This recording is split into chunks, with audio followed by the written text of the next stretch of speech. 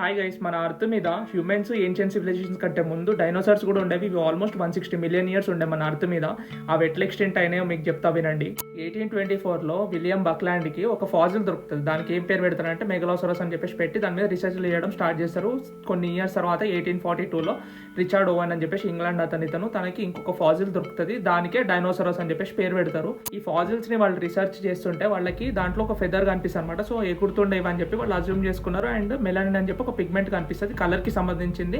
దాన్ని బట్టి ఇవి ఎక్స్ట్రా కలర్ఫుల్ ఉంటాయని చెప్పేసి ఒక అజంప్షన్ పెట్టారు అనమాట. అట్లానే రీసెర్చ్లో నుంచి బయటపడింది ఏంటంటే ఈ డైనోసార్స్ డిఫరెంట్ టైప్స్ ఉంటాయి. గాల్లో, వాటర్లో అండ్ భూమి మీద కూడా తిరుగుతాయి అనమాట. ఇవి ఎట్లా ఎక్స్టెంట్ అయినాయి అని చెప్పేసి అంటే కొన్ని థియరీస్ ఉన్నాయి.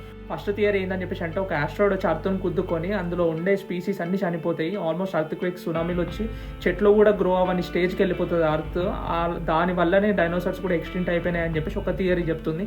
ఇంకో థియరీ ఏం చెప్తుంది అని చెప్పేసి అంటే ఏన్షియంట్ సివిలైజేషన్స్ వచ్చే వరకు కూడా ఈ డైనోసార్స్ ఉండే, వాళ్ళే వీటిని చంపేసిరు అని చెప్పేసి సెకండ్ థియరీ చెప్తుంది. కానీ సైంటిఫిక్గా అయితే ప్రూవ్ కాలేదు. ఇవన్నీ పక్కకు పెడితే మన అర్త్ మీద ఏది వచ్చినా కూడా అది ఎక్స్టెంట్ అయిపోయింది. ఫస్ట్ డైనోసార్స్ వచ్చినా అవి ఎక్స్టెంట్ అయిపోయినాయి. నెక్స్ట్ ఏన్షియంట్ సివిలైజేషన్స్ వచ్చినాయి, వాళ్ళు ఎక్స్టెంట్ అయిపోయారు. ఇప్పుడు హ్యూమన్స్ మనం కూడా ఎక్స్టెంట్ అయిపోయి ఏలియన్స్ వచ్చే రోజు వస్తుంది మచ్చా. ఎందుకని చెప్పేసి అంటే పాపులేషన్ పెరిగిపోతుంది, డిమాండ్ పెరిగిపోతుంది, అందరినీ సాటిస్ఫై చేయాలని చెప్పేసి ఇండస్ట్రీలు లేపుతున్నారు, కంపెనీలు లేపుతున్నారు. లాస్ట్కి మొత్తం మన అర్త్ని మాత్రం అయితే నాశనం చేస్తున్నారు.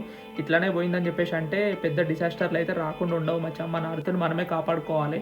అండ్ దీని మీద మీ వ్యూ ఏందో నాకు కమెంట్ చేసి చెప్పండి. ఓకేనా, బాయ్.